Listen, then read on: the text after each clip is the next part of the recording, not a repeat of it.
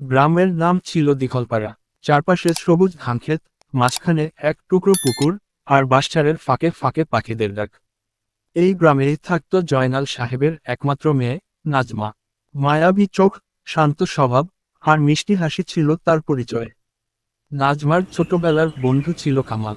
একসাথে স্কুলে যাওয়া, পুকুরে মাছ ধরা, গাছে উঠে কাঁচা আম খাওয়া, সবকিছুতেই তারা ছিল অবিচ্ছেদ্য। সময়ের সাথে সাথে বন্ধুত্ব বদলে যায়, অনুভূতির রং বদলে যায়। উচ্চ মাধ্যমিকে পড়াকালীন নাজমা বুঝতে পারে, কামালের চোখের ভাষা শুধু বন্ধুত্বের নয়, সেখানে অন্য এক গভীরতা আছে। কিন্তু কামাল কখনো মুখ ফুটে বলেনি। তার পরিবার ছিল গরিব, বাবার চাষের জমি সামান্য, সংসার চালানোই ছিল কষ্টকর। অন্যদিকে নাজমার পরিবার ছিল সচ্ছল, জয়নাল সাহেব ছিলেন বাজারের এক প্রভাবশালী ব্যবসায়ী। তাই কামাল ভেবেছিল, এই ভালোবাসা নিজের বুকেই চেপে রাখবে। পরিবর্তনের শুরু। একদিন গ্রামে নতুন শিক্ষক এলেন, রফিক সাহেব। শহুরে পোশাক, চশমা, পরিপাটি কথা বলা। তিনি নাজমার পড়াশোনায় বিশেষ মনোযোগ দিতে শুরু করলেন। জয়নাল সাহেবও খুশি হলেন, কারণ তিনি চেয়েছিলেন তার মেয়ে কলেজে গিয়ে শহরে পড়াশোনা করুক। কামাল দূর থেকে সব দেখত, কিন্তু কিছু বলতে পারত না। দিন যেতে লাগলো।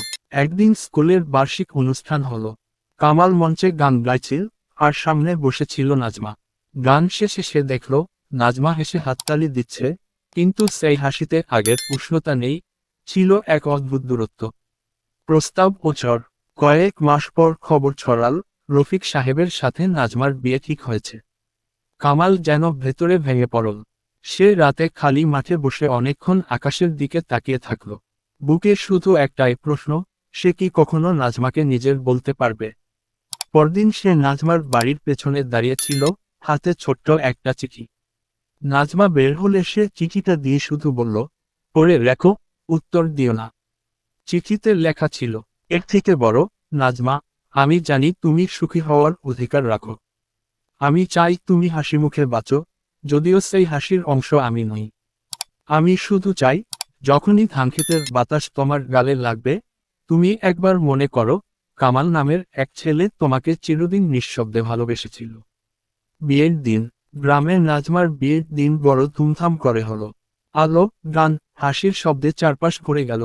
কিন্তু কামাল দূর থেকে গাছের আড়ালে দাঁড়িয়ে সব দেখল।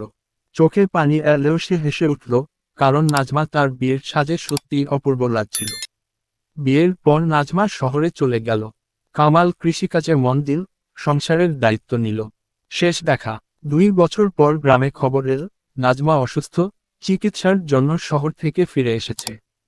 কামাল দ্বিধায় পড়ল, যাবে কি যাবে না। শেষমেশ এক সন্ধ্যায় সে নাজমার বাড়ির পেছনে গেল। নাজমা উঠোনে বসেছিল, মুখে ক্লান্তি, চোখে হারানো দিনের ছায়া। তাদের চোখে চোখ পড়ল, কেউ কিছু বলল না। শুধু নাজমা ধীরে ধীরে ফিসফিস করে বলল, তুমি কি এখনো আমাকে মনে রেখেছ? কামাল মৃদু হাসল। বাতাস কি ধানক্ষেত ভুলে যায় কখনো?